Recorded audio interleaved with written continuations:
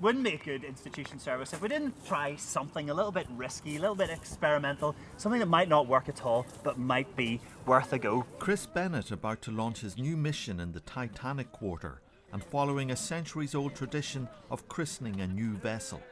So we have here a bottle of finest Marks & Spencer's champagne, which we are going to smash on the capstan that drew Titanic into the dry dock. Are you ready? Yes. I hereby launch Church in the Titanic Quarter.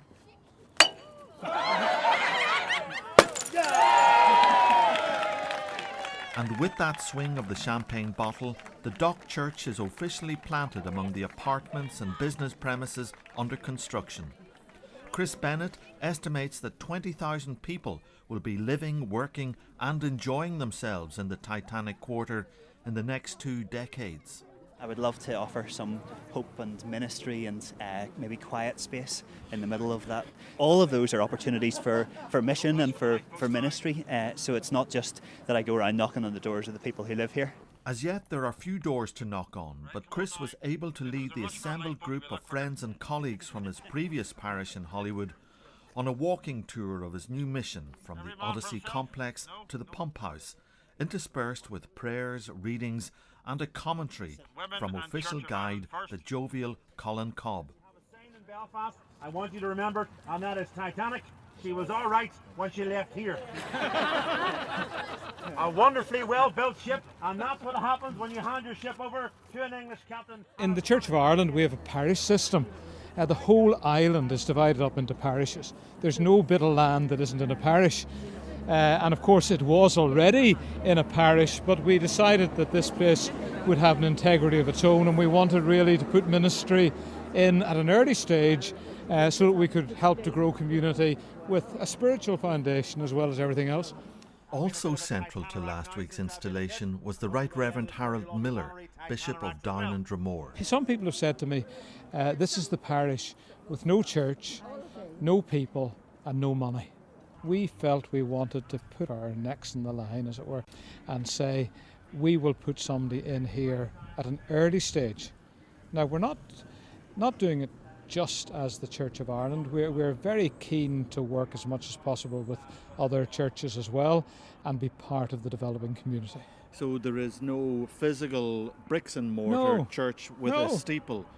Is that because maybe one isn't actually needed here? Because if you look around within half a mile of here, I suppose there are several churches that if people wish to go and worship in a building, they can go there? No, church has to be developed here for this community.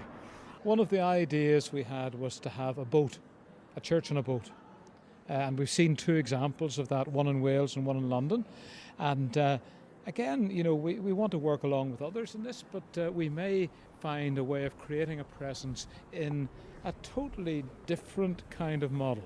May not be that at all. The idea of a boat is working well in Cardiff Bay, where the Helwick LV-14, a former lighthouse ship, is used as a Christian resource centre. The Reverend Monica Mills is chaplain of Lightship 2000. A ship is the ideal place. It's different. It is so obviously not a church building.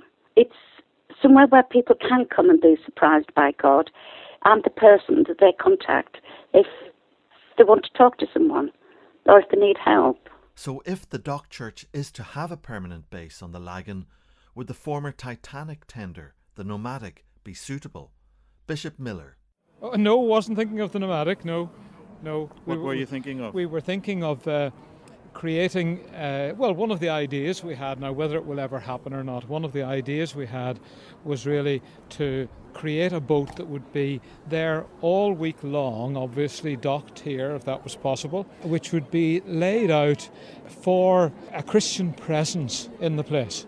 In other words, it may be the kind of place where you come to for coffee during the week, maybe the kind of place for alpha courses or healing discussion groups, whatever. That was the kind of idea that we had, but it depends. That may not be the right way forward at all, but we're certainly not thinking of building a big church with a steeple and Gothic windows and things like that. According to Monica Mills from Cardiff's Lightship 2000, one of the most important tasks ahead for the new chaplain to the Titanic Quarter is to get out onto the building sites. The greatest thing of all is just to be there with the people where they are, whether it's the builders, the developers, those who are thinking of coming down into that area, and building connections right from the very beginning, even before the buildings have actually come into fruition.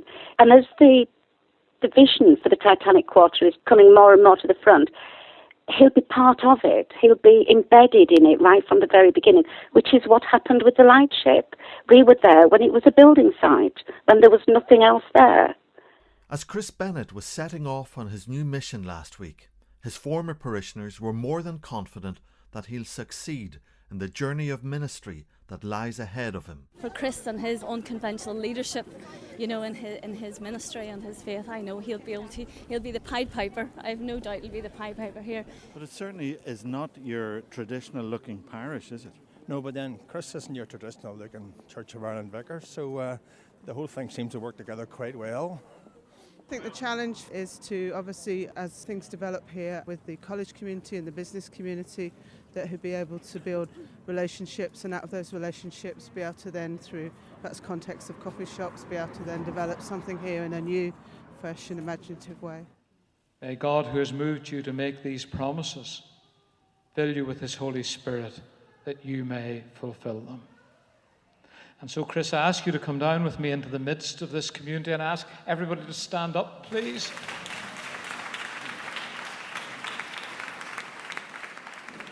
Well, I'm sorry to bring back in the Titanic into all of this, but we're in the Titanic Quarter. We all know what happened that ship all those years ago.